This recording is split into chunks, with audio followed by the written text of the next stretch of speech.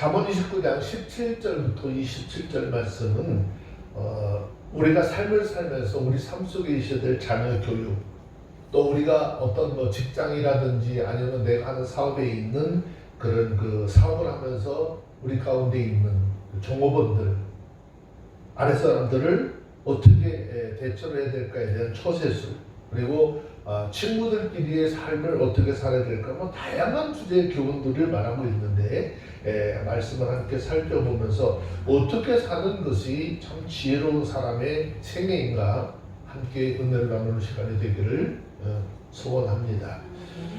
요즘은 각 지방마다 자녀들이 굉장히 귀한 시대가 됐어요. 그 귀한 시대가 되었는데 자식을 어떻게 키워야 할 것인가 참 많은 생각을 좀 해봐야 되죠.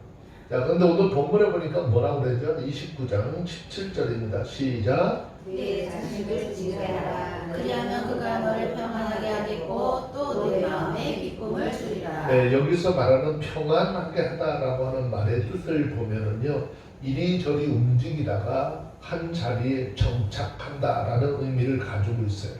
그래서 그런 뜻으로 함께 포함이 된 것처럼 편히 쉬다, 편히 쉼을 갖다 라는 의미를 가지고 있습니다. 여기 기쁨이라고 하는 단어의 의미는요, 원래 맛있는 음식, 진수성찬을 뜻하는 그런 이야기죠. 그래서 이 본문의 말씀은 징계를 통해서 자녀를 올바르게 키운 부모는 삶을 살면서 마음의 근심을 덜고 평안함을 누리는 동시에 진수성찬을 먹을 때와 같이 큰 기쁨을 맛보게 될 것이다 라고 하는 가르침입니다. 다시 말씀을 드리면 본절에서 자녀 교육에 있어서 어떤 잘못이 있었을 때의 징계와 처단함은 결코 없어서는 안 될 아주 필요 요소라고 하는 사실을 한 번 더 강조하고 있는 것이죠. 하지만 사실 우리의 삶을 좀 돌아보면 자식에게 매와 회초리를 드는 것 결코 쉬운 일이 아니에요. 부모에게 있어서 자식이란 어떤 존재일까요? 부모의 형상을 닮았을 뿐만 아니라 부모의 살과 피를 찢고 나온 그런 분신이기 때문에 정말 아주 소중할 뿐 아니라 너무너무 귀해서 옛날 어른들이 얘기하죠. 눈에 넣어도 아프지 않을 만큼 정말 사랑스러운 그런 존재인 것이죠. 그렇기 때문에 세상의 부모들은 자신이 굶고 헐벗는 것은 참을 수 있어도 자식이 굶고 헐벗는 것은 참아보지는 못해서 어떻게 하든지 무엇이든지 나는 먹지 못해도 자식들을 먹이려고 하면서 키웠던 것들이 우리의 어머니들 세대의 삶이죠. 또 자녀들이 아프고 병드는 것보다 차라리 내가 아프고 내가 병드는 게 훨씬 더 편하다, 더 큰 고통이 없다, 이런 얘기를 하죠. 자식들이 아파서 고통을 갖고 있는 걸 보면 부모의 마음은 날마다 그래요. 찢어진다 그랬어요. 그렇기 때문에 이러한 자녀, 더군다나 아직 좀 철이 들든 어린아이 같은 조그만 아이들에게 매와 회초리를 드는 것은 대단한 결단과 각오가 없이는 불가능한 일이다라는 것입니다. 그래서 이 땅의 많은 부모들이 자녀의 잘못이나 실수를 보면서도 이 정도 일로 내지는 혹 아직 어리니까 좀 더 큰 다음에 철이 들겠지 이러면서 그런 이야기를 들으면서 징계를 꺼리끼는 것이 삶의 현실입니다. 그렇지만 여러분, 우리 모든 인간은 하나님 앞에서 어떤 인간들입니까? 태초에 죄를 범한 조상의 후손들인 것이죠. 그렇지만 성경에는 전도서 7장 20절 말씀을 보세요. 선을 행하고 죄를 범하지 아니하는 의인은 세상에 아주 없느니라. 세상에 선을 행하고 죄를 범치 않은 의인은 아무도 없대요. 어린아이가 됐든 나이가 먹은 사람이 됐든 하나님 보셨을 때 다 그렇다는 거죠. 이러한 이유 때문에 아무리 착하고 선하게 보이는 아이라 할지라도 그 속에 죄악의 씨앗을 품고 있는 법이고, 이러한 점을 소홀히 하고 징계를 게을리 하다 보면 그들의 미래를 망치게 되어서 오히려 더 큰 불행을 가져올 수 있다라고 하는 것이 성경을 통한 하나님의 말씀입니다. 그렇기 때문에 유대인들의 집회서를 통해서 보면 이런 글귀들이 있어요. 자식과 함께 웃다가 같이 슬퍼하게 되고 마침내는 통곡하게 된다라는 경우죠. 무조건 잘한다고 좋다고 같이 웃다가는 같이 통곡할 날이 오게 될 것이다 라는 것입니다. 서양 사람들도 아이가 사랑스럽다고 매를 들지 않으면 교수대에서 자식을 만나게 될 것이라 라고 하면서 자녀들을 어렸을 때부터 엄한 교육을 해야 될 것을 가르치고 있습니다.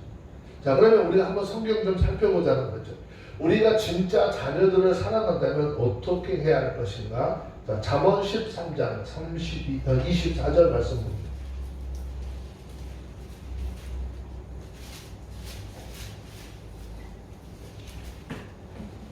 잠언 13장 24절. 자녀들을 무조건 오냐오냐 하고 키워주는 것이 그를 사랑하느냐 그렇지 않다는 거죠. 읽습니다. 시작. 초단을 참아 못하는 자는 그 자식을 미워합니다. 자식을 사랑하는 자는 근질이 징계하느니라. 잘못된 일이 있을 때 징계하고 잘한 일이 있으면 칭찬을 아끼지 않는 게 자녀들을 하나님 앞에서 잘 양육하고 가르치는 방법이죠. 자, 히브리서 12장 6절에 있는 말씀 한 절 더 볼게요. 하나님께서도 마찬가지라는 거예요. 우리 신앙 안에서 우리를 하나님의 아들로 받으셨잖아요. 그럼 하나님의 아들로 받으신 우리가 잘못하면 하나님은 어떻게 하신다는 거죠? 자, 히브리서 12장 6절입니다. 시작. 주께서 그 사랑하는 자를 징계하시고 그의 받으시는 아들마다 채찍질 하시니라 하였으니. 내가 하나님 앞에 엄청난 잘못을 하는데도 하나님은 우리를 내버려 주신다? 그 하나님의 사랑하는 것이 아니라는 거예요. 하나님으로부터 사랑받고 있는 사람의 삶이 아니라는 것이죠. 여러분, 요즘 우리가 살아가고 있는 이 세상의 현실은 어떻습니까? 너무 낮은 출생률과 함께 자녀가 너무너무 귀해집니다. 점점 엄한 교육이 멀리하는 이 시대 속에 살고 있지만 우리는 믿음의 사람들은 그러면 그럴수록 성경의 말씀을 자녀의 교훈을 어떻게 가르치는 등불로 삼아서 자녀들을 잘 양육하는 그런 저와 여러분들이 되어주시기를 주의 이름으로 축원합니다. 성경 시편 126편 5절에 보면 이런 말씀이 있죠. 울며 씨를 뿌리는 자는 기쁨으로 담을 거두리라 하였습니다. 자녀를 위해서 눈물로 회초리를 들어서 오히려 자녀의 생명을 구하고 그들의 복된 내일을 살 수 있도록 이끌어주는 것이 정확한 자녀를 사랑하는 부모의 마음이 되어야 한다는 것이. 눈에 넣어도 아프지 않을 만큼 아까운 정말 귀한 자녀들이지만 그 아이들을 매를 들고 채찍질을 할 때 얼마나 마음이 아파지겠어요. 정말 눈물을 흘리고 눈물을 머금고 아이들에게 가르치는 것이죠. 잘못된 것 그 길로 가지 말라. 그렇게 징계를 하고 채찍을 가함으로 아이들이 올바로 성장을 해서 믿음에 이뤄가는 우리 모두가 되어주시길 바랍니다. 말씀에 순종해서 우리가 그런 삶을 살 때 저와 여러분들이 그 미래 자체라고 할 수 있는 자녀들을 통해서 여러분들의 미래가 밝아질 것이고 여러분들의 삶에 한없는 기쁨과 평안이 넘치게 될 줄 믿습니다. 자녀 교육하는 것 굉장히 중요한 것이다 라는 말씀이고요. 그 다음에 잠언 29장 18절 말씀을 보면 모든 인류의 파멸에서 건져줄 유일한 등불은 하나님의 계시의 말씀인 성경뿐이었다라는 것입니다. 한번 봅니다. 읽습니다. 시작. 묵시가 없으면 당자의 행하거니와 율법을 지키는 자는 복이 있느니라. 그래서 묵시라고 하는 말의 뜻은요, 원래 꿈이나 환상을 통해서 받는 하나님의 계시를 의미하죠. 특별히 이 단어는요, 구약의 예언서에 많이 등장을 하는데 하나님께서 이러한 꿈이나 환상을 통해서 이스라엘 백성들을 경고하고 책망하셨다는 것을 생각을 하면 결국 이 본절의 말씀인 묵시는 단지 예언적뿐만 아니라 율법과 교훈, 그 다음에 하나님께서 성경을 통해서 주시는 명령 등 하나님의 말씀을 종합적으로 표현한 것이라고 할 수 있는 것이죠. 그런가 하면 지금 우리가 살고 있는 이 시대는 하나님께서 꿈이나 환상으로 우리에게 말씀을 주지 않으세요. 이미 성경이 66권이 완성이 되어져 있기 때문에 이제는 하나님은 이 성경의 말씀을 듣고 우리가 보고 읽을 때마다 깨닫게 하시는 것입니다.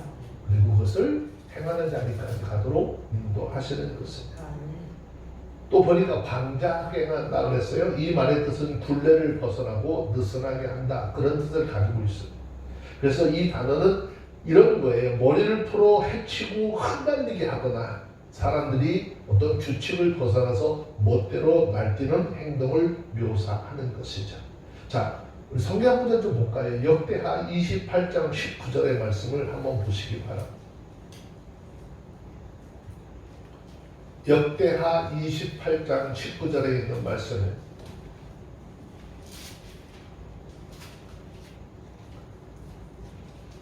찾으셨으면 한번 읽습니다. 역대하 28장 19절 시작. 이는 이스라엘 왕 아하스가 유다에서 망령되이 행하여 여호와께 크게 범죄하였으므로 여호와께서 유다를 낮추십니다. 여기서 망령되이 행하여 그랬잖아요. 망령되이 행하여, 방자하게 행하여, 원어의 뜻을 보면 같은 의미죠. 그래서 여기 말씀은 하나님을 아는 지혜의 말씀이 없을 때 사람들은 하나님께서 정하신 그 굴레를 벗어나서 마치 굴레를 벗어난 망아지처럼 마구 날뛰므로 그 삶 전역에 혼란과 파멸을 가져오지만 율법을 지키고 하나님의 말씀에 순종하면서 질서와 번영을 따라 살면은 그 사람 속에 하나님이 그런 은혜를 허락해 주신다는 교훈인 것이죠. 여러분, 우리가 한 번씩 역사적으로 사사기를 한번 보세요. 사사기를 보면 사사기를 기록한 그 시대 당시 하나님의 이적과 체험을 하면서 가나안을 정복했던 세대가 이제 어떻게 해요? 가나안 땅에 들어가기 전에 다 죽어버리잖아요. 그러니까 옛날에 하나님이 그렇게 하셔서 어떤 하나님이었어 라고 하는 것을 전해주던 자들이 없어요. 말이 끊겼어요. 자, 사사기 한번 잠깐 펴놓고 보세요. 자, 사사기 2장 10절.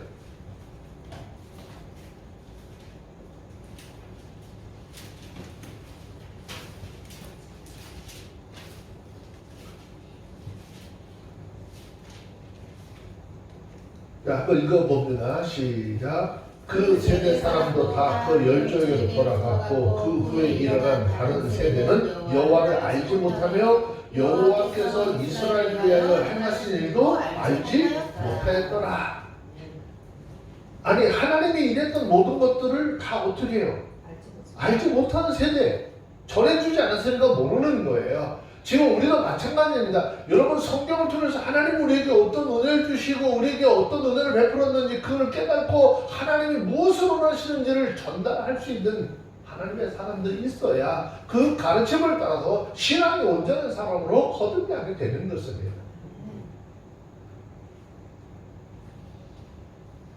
더불어서 동시에 계시의 통로가 되었던 이상도 희귀한 시대였다라고 그랬죠. 혹시 사무엘상 넘어가면 사무엘상 3장 1절 말씀에 보면 제사장들도 하나님의 이상을 보지 못하는 그런 시대로 전락되어 버리고 말았다는 것이잖아요. 사무엘상 3장 1절. 네, 찾으셨으면 한번 볼게요. 읽습니다. 사무엘상 3장 1절 시작. 아이 사무엘이 엘리 앞에서 여호와를 섬길 때에는 여호와의 말씀이 희귀하여 이상이 흔히 보이지 않았더라. 하나님의 말씀이 희귀했다는 거죠. 하나님의 말씀을 올바로 듣고 깨달을 수 있는, 하나님의 말씀을 제대로 주지도 않는 그런 시대가 암울한 시대가 되었다는 것이죠. 그러다 보니까는 무슨 문제들이 생겼어요? 다시 사사기 17장 6절로 좀 넘어가서 한 번 더 보세요. 자, 하나님의 말씀도 희귀해, 하나님의 말씀도 해주지 않나. 그러다 보고 또 하나님의 자기들에게 어떤 은혜를 베푸셨더니 그 전해준 사람도 없어. 그러다 보니까 그들의 삶이 어떻게 변해졌느냐? 사사기 17장 6절에 보세요. 하나님이 정하시는 말씀, 하나님의 뜻이 어떻게 무엇인지 모르니까 기준도 없어. 그러다 보니까 어떻게 전부 다 자기 생각에 오른 대로 행동했던 암흑 시대가 되었다는 거잖아요. 자, 사사기 17장 6절입니다. 시작. 그때는 이스라엘의 왕이 없으므로 사람마다 자기 소견에 오른 대로 행하였더라. 하나님의 말씀을 전해줄 지도자가 없고 하나님의 말씀이 그들 가운데 전해지지 않으니까 다음에 사람들이 무슨 어떻게 삶을 살았다는 거예요? 자기 생각대로 자기 뜻대로 살았다는 거예요. 지금 이 시대는 어떻습니까? 그러면 지금 우리가 살고 있는 이 시대는 하나님의 말씀대로 살아요? 하나님은 성경을 통해서 우리에게 이렇게 살아 이렇게 해야지 돼 아무리 말씀을 해도요 이 하나님의 말씀을 듣지 못하고 깨닫지 못하고 믿어지지 않으니까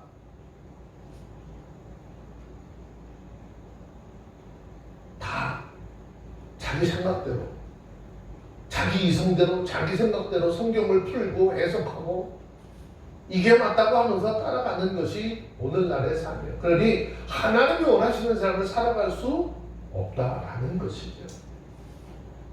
그리고 이스라엘 백성들의 역사를 보면 이후의 상황이 더 나아졌느냐? 나아지지 않았어요. 이스라엘 백성들이 정말 방자한 음부처럼 우상을 섬기고 망령되이 행동을 하다가 결국에는 하나님의 심판을 받고 말았습니다. 그래서 하나님께서는 호세아 선지자를 통해서 말씀하잖아요. 호세아 4장 6절에 보면 우리가 잘 아는 것처럼 내 백성이 나를 아는 지식이 없어서 망한대요. 지금 이 시대도 하나님의 백성들이 성경을 통해서 하나님을 아는 지혜와 지식으로 충만해야 되는데 하나님을 아는 지식이 없으니까 겉으로는 생활이 윤택해질지 모르겠지만 망하고 있는 거예요.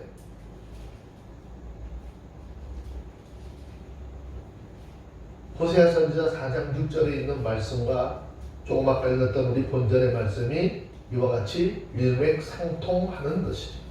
그러면 우리가 살고 있는 이 시대의 삶은 어떠냐는 거죠. 여러분 이 세상은 물질 문명의 발달과 함께 다원주의를 주장하는 포스터니즘 물결을 타고 날이 가면 갈수록 어떻게 도덕이나 윤리 모든 규범들이 다 무너져 버리고 있는 세상 속에 살고 있어요. 그런데 이러한 흐름에 따라서 미래학자들의 이야기가 우리 가운데 전해지는 게 더 충격적이죠. 이 가운데 좀 몇 가지만 좀 들어보면 먼저 생명공학의 발달로 인해서 인공장기를 이제 앞으로 손쉽게 생산할 수 있는 그런 시대가 온대요. 그러면 사람들이 이제 마치 자동차가 타이어가 수명이 되면 갈아 끼우듯이 자동차 타이어를 바꾸듯이 자기 몸에 어떤 그 기장들도 신장들도 이런 것 장기들도 일부 아주 쉽게 수술 통해서 바꿀 수 있고 아주 오랫동안 건강하게 살 수 있을 거라는 생각을 가지게 된다는 거죠. 거기다가 이런 과학의 발달로 결혼 제도까지도 이제 굉장히 충격을 받고 사라지게 되는 것인데 즉 사람들은 시험관 아기나 복제 기술을 통해서 얼마든지 아기를 얻을 수 있기 때문에 구태여 고통스럽게 아기를 낳으려 하지 않을 뿐 아니라 결혼이라고 하는 그 굴레를 짐스러워하기 때문에 결혼 안 하려고 한다라는 거예요. 그리고 로봇이나 디지털 기술로 노동과 가사에서 해방이 된 시간을 이제 좀 더 어떻게 자유롭게 즐기려고 함으로써 결혼이나 가족 제도도 점차 사라지게 될 것이다 라는 것입니다. 근데 지금 매스컴을 통해서 보도되는 건 대한민국이 그 샘플이 될 것이라고 하니까 가슴이 아픈 거죠.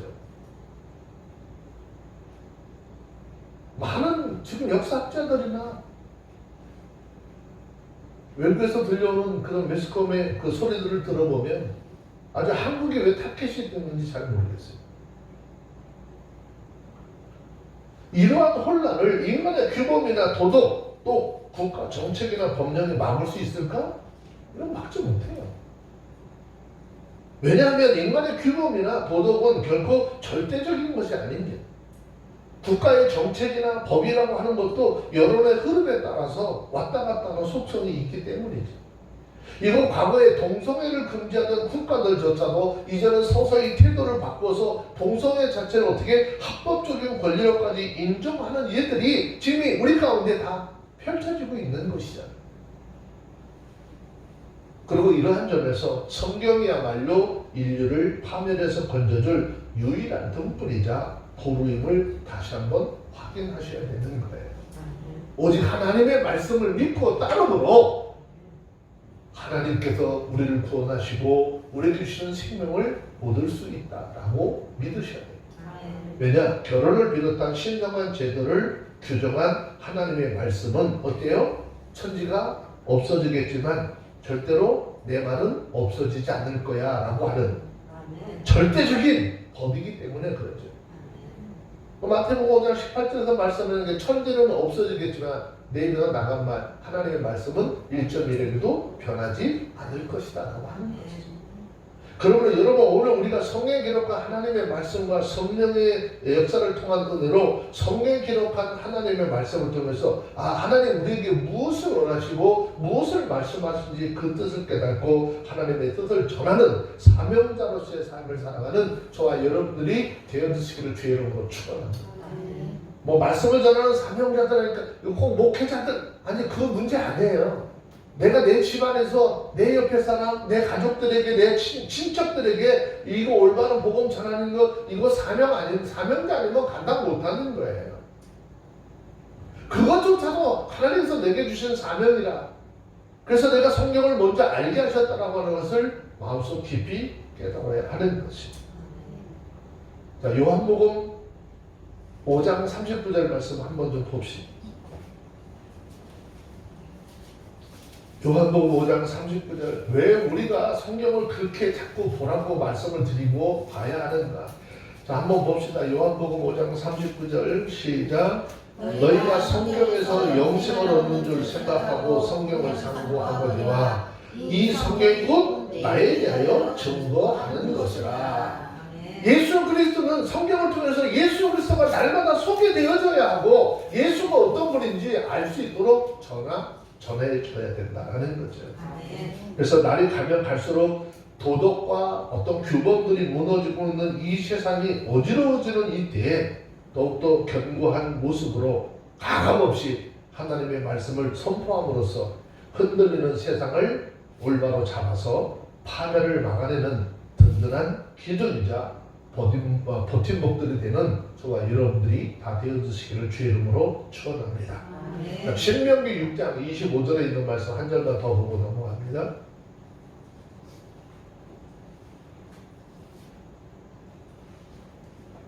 신명기 6장 25절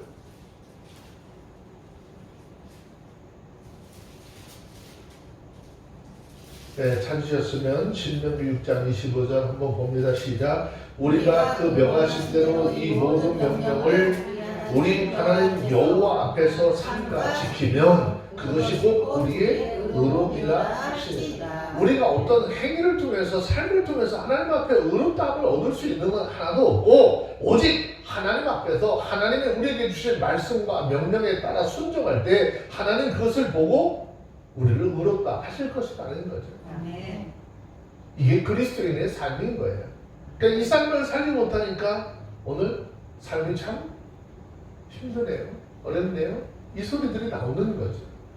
이것이 우리 마음속에서 믿음으로 신앙적으로 딱 내 마음속에 자리가 잡혀서 하나님의 말씀을 따라 산다면 내 삶의 형편은 어떻든간 힘들 거리 없고 주님께서 주신 은혜로 삶을 살아갈 수 있는 것이죠.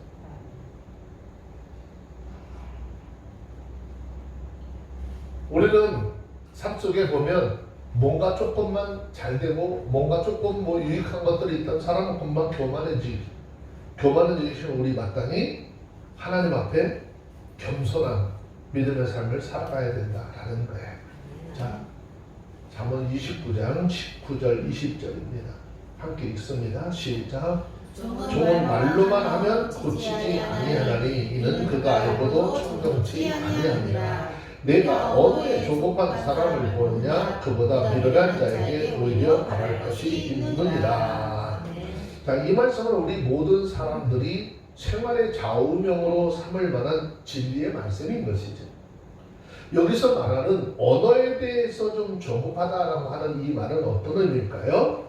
자기가 입에서 나온 말에 대한 책임을 감당하지 않고 그냥 입에서 나오는 대로 함부로 말하는 사람, 그러니까 쉽게 말하는 사람을 이야기하는 것입니다. 되게 하나님 앞에 우리는 서원이라는 걸 하잖아요. 겸손하게 서원을 하는 것, 그리고 그 서원을 해놓고 잊어버리고 감당할 수 없어서 배반하는 사람이 이런 종류의 사람들이라는 것입니다. 사람이 무슨 말이나 말을 참지 못하고 깊은 생각도 없이 막 조급하게 하는 말, 여기 반드시 함정이 따른다라는 것입니다. 우리도 가끔 그러잖아요. 너 왜 지키지도 못한 말을 왜 해? 그런 얘기 하죠. 지키지도 못한 말을 입에서 나오는 대로 막 쏟아나오는 사람. 이제 조금 있으면 더 많이 나올 거예요. 4월달까지. 그죠?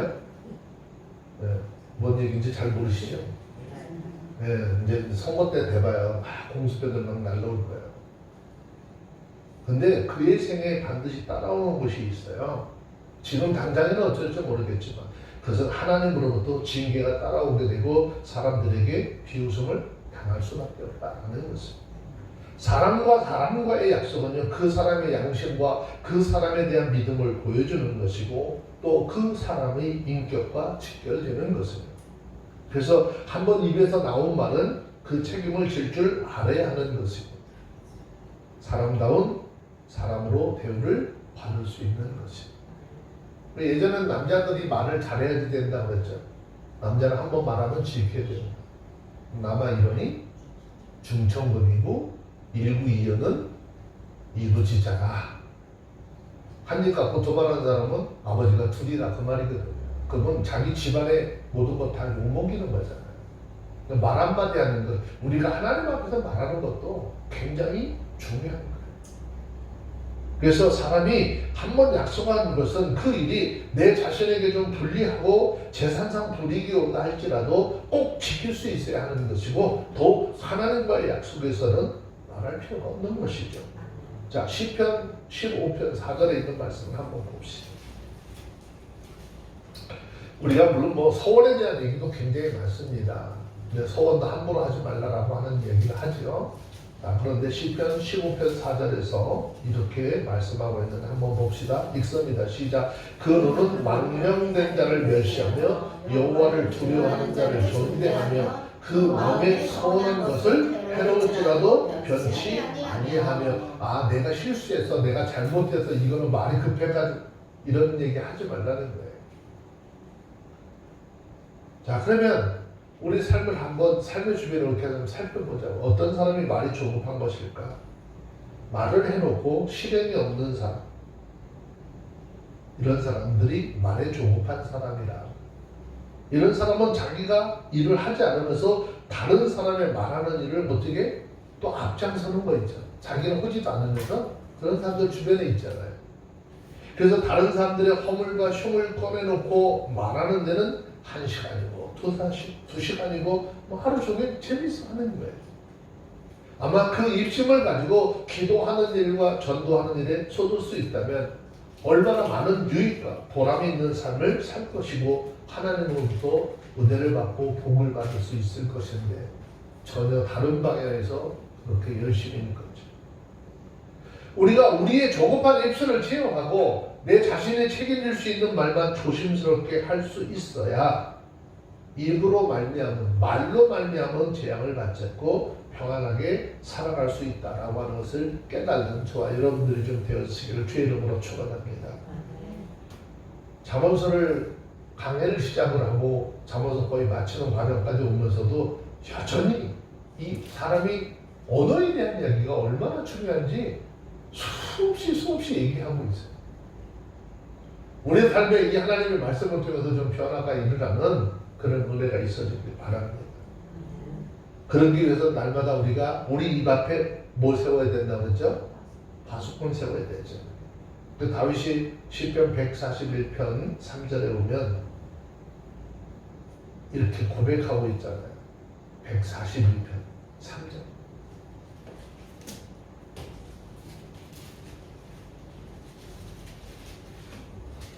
시편 141편 3절에 있는 말씀을 함께 보도록 하겠습니다.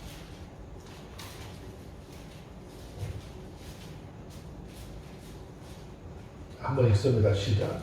여호와여 내 입 앞에 파수꾼을 세우시고 내 입술의 문을 지키소서 하면서 기도했어요.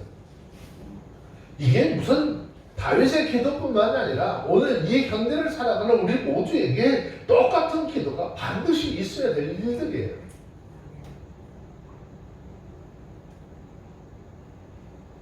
우리 입술은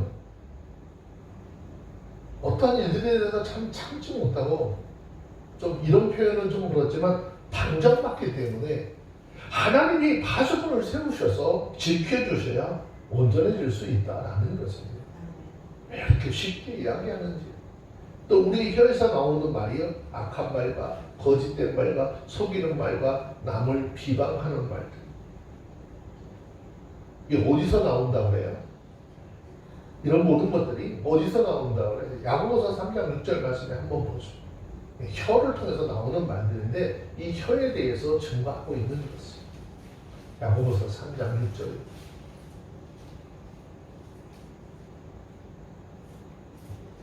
야고보서 3장 6절입니다. 읽습니다. 시작. 혀는 곧 불이요 불의의 세계라. 혀는 우리 지체 중에서 온몸을 더럽히고 생의 박해를 불사하나니 그 사는 것이 지옥불에서 나느니라. 혀는 우리가 가지고 살아가는 지체 중에서 클까요? 적을까요?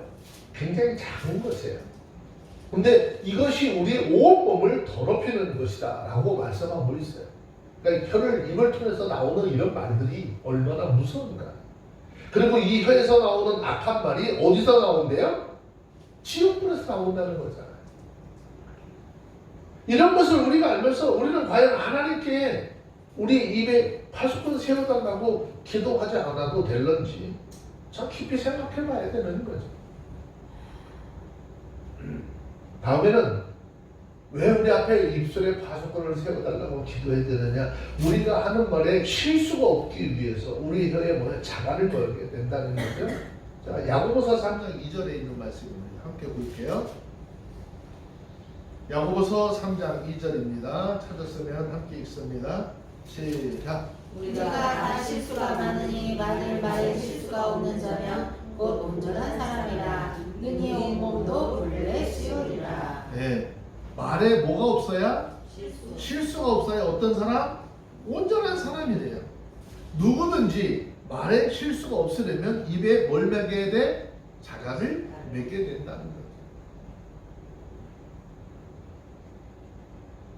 자, 야고보서 1장 26절에 있는 말씀을 한 절 더 볼게요.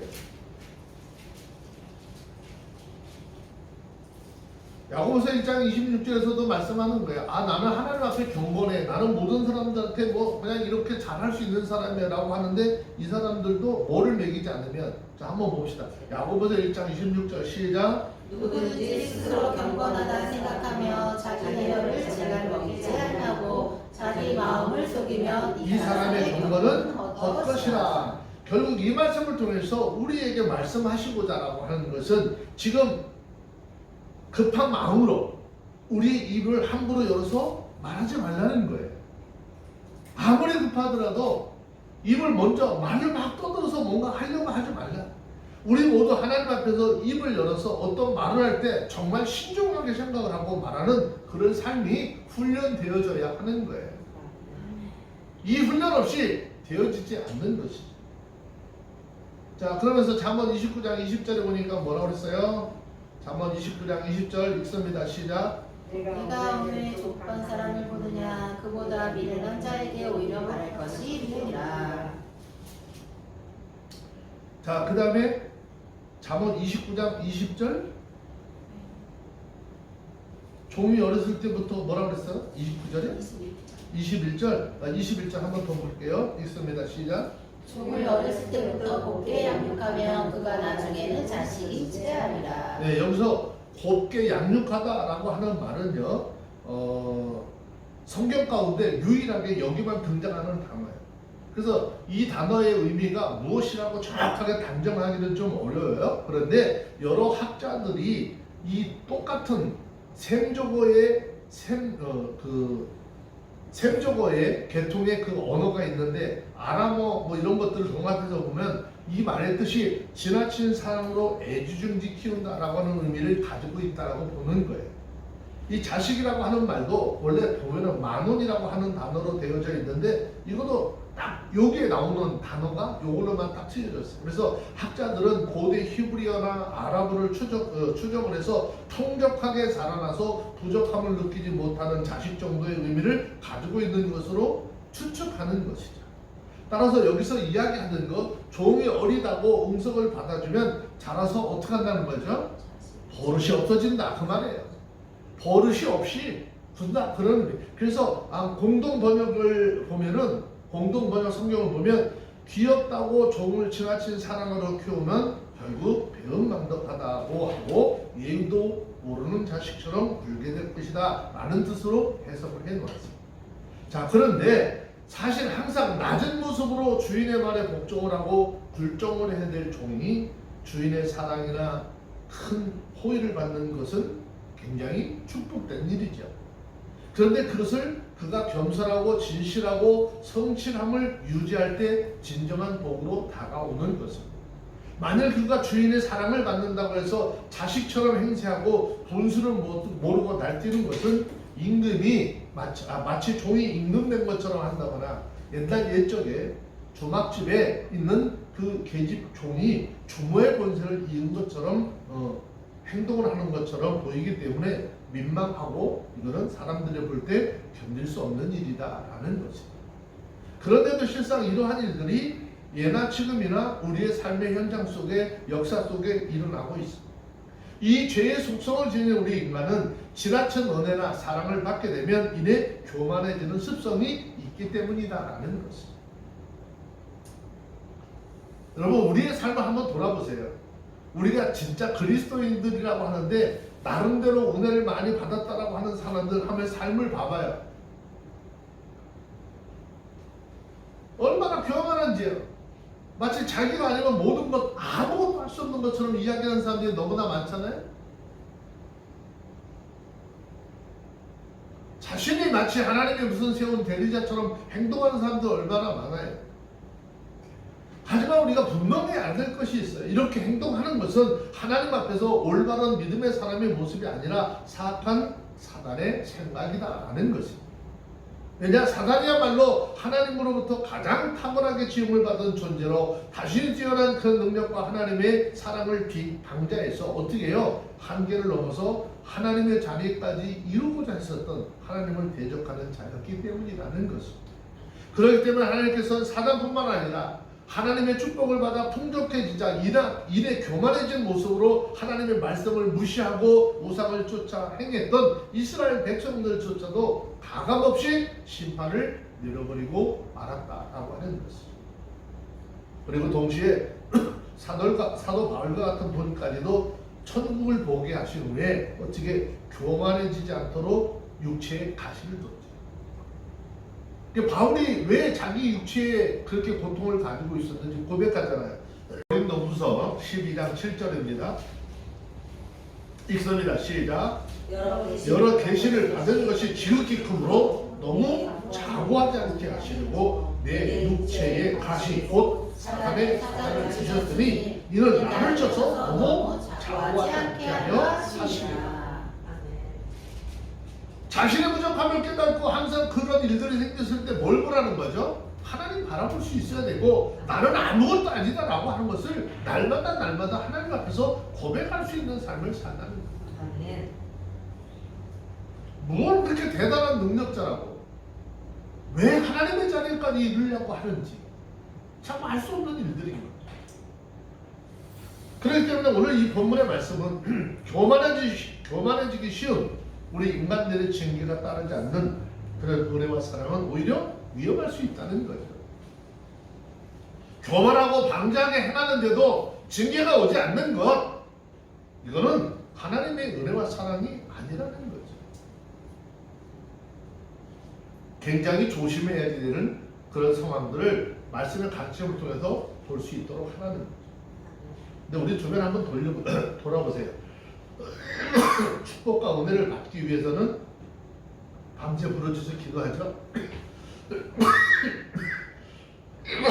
그런데 하나님 앞에 겸손하기 위해서는요, 그렇게 기도하지 않습니다. 우리 자세는 참으로 오늘 이 본문의 말씀처럼 이런 삶을 살아야 되는 이 말씀을 버렸다는 것밖에 할 수가 없어요.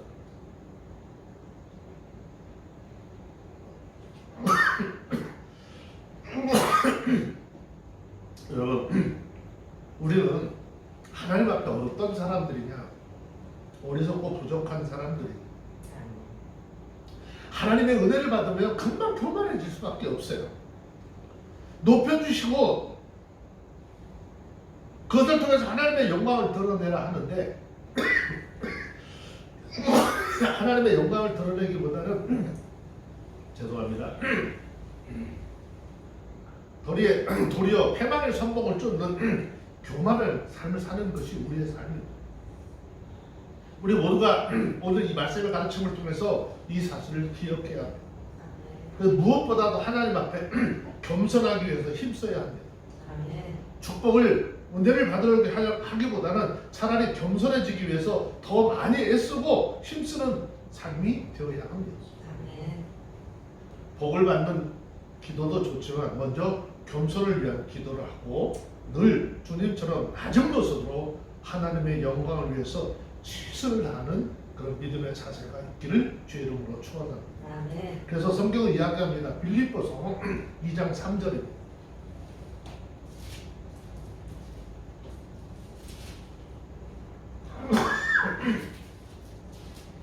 우리가 겸손해지려고 하면 어떤 마음을 가져야 되느냐? 빌립보서 2장 3절입니다. 읽습니다. 시작. 아무 일에든지 다툼이나 허용하지 말고 오직 겸손한 마음으로 각각 자기보다 남을 낫게 여기고.